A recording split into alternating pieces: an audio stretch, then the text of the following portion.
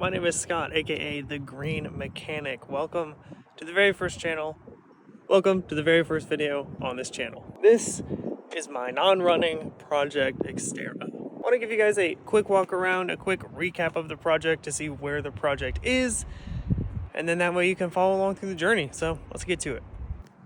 Let's start with a quick walk around.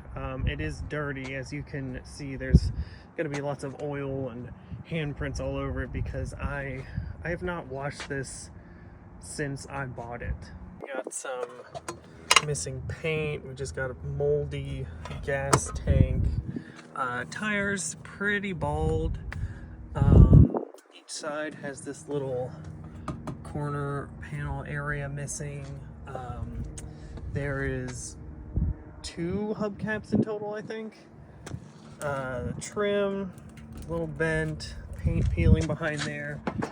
This isn't really attached anymore. No front bumper. Take a look under the hood. I won't see very much. As you can see, we are down to both heads, and this is a 2002 SESC version, so I've taken off a lot to be able to get down to this point. Here I have my organization system for everything I've taken off so far. I have a bunch of styrofoam cups with the name and any notes I have on the part on them.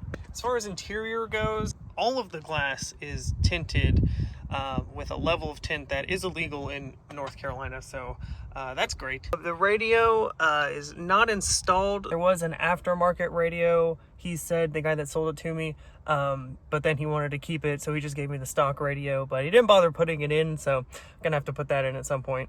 Driver's seat torn, that's kind of normal. He did add very tastefully a bunch of stickers to the sunroof. That was sarcasm, don't worry. Nice crack on the windshield.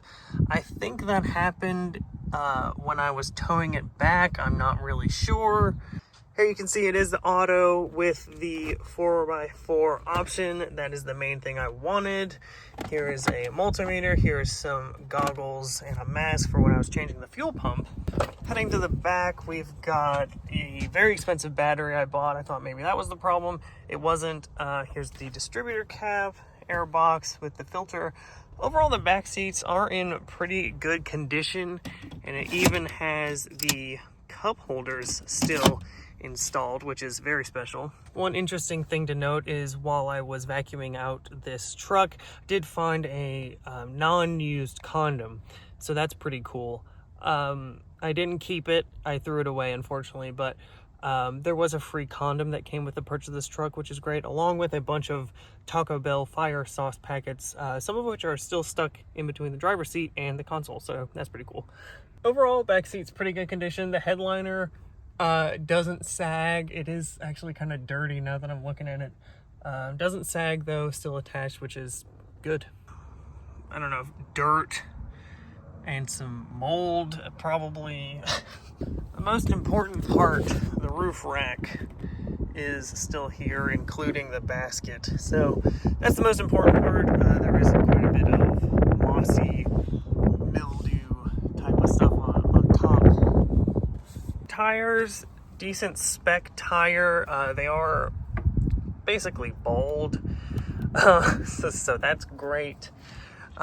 Exhaust pipe wasn't attached when I bought it. He wanted to keep his exhaust, but even so, the cats are completely empty and cracked beyond belief. It's not the most attractive truck in the world, but it's mine and I love it. Let's explain this project in a little more detail. I'll take a seat in the workshop area, which is the hatch of the Xterra. So I bought this truck early November. I've always wanted to learn mechanics. I've always wanted to be able to work on cars, and I finally just took the plunge. I built up a little bit of a savings. I worked a bunch of extra freelance gigs to gather the funds necessary to purchase this. Purchase price of this non-running SESC Xterra was $1,200 bucks, and you know, being a green mechanic, I had no tools, no experience, no manuals, no anything. So I really just had to figure it out. The $1,200 purchase price isn't that bad, and when I was looking at the truck, I was kind of under the assumption that it was at most a head gasket, and as you would have seen from the engine bay, I'm all the way down to the heads and still have to take off more. I went through a ton of diagnostic stuff. Replaced spark plugs, replaced a PCV valve because there was oil leaking everywhere. I replaced a whole bunch of stuff, troubleshot until finally I bit the bullet and bought a compression tester. Now I waited and waited to get the compression tester because I didn't want to confirm my worst fear. And unfortunately, I did confirm that worst fear is that I had horrible compression on the engine. Now, like I said, I bought this truck in November, and I was planning on not recording video. I was planning on just, fixing this on my own, doing my own thing until it was ready to drive, and then maybe make videos in the future. But now that I know that it is a much bigger issue than just a head gasket, I'm going to start recording this. I'm thinking now that I'm just going to replace the long block. So the pistons, that lower half of the block, I'm just planning on replacing that, and hopefully that should fix the issue. I've inspected the heads, the cams look good, no cracks, no anything, so there has to be something wrong with the actual head itself, why there was such low compression, and why it just would never start. I've accumulated all of this stuff. So this is basically my work area. Obviously, our house does not have a garage, so this is my garage. You can see the supercharger hanging out back there. There's my compression tester under that box along with the serpentine belts. There's the air box. Here's all my tools that I need and have. Here's one of the head gaskets that came off. Pretty shitty looking, but not blown out like I thought it was going to be. Here's the exhaust manifold cover I had to bend to get off. Some Walmart branded sockets, all important brake clean. All of this stuff is stuff that I have accumulated over time. So while the truck was $1,200, I had to spend a lot more on tools and testing and time and effort just to get to this point where I finally decided I just need to replace the long block.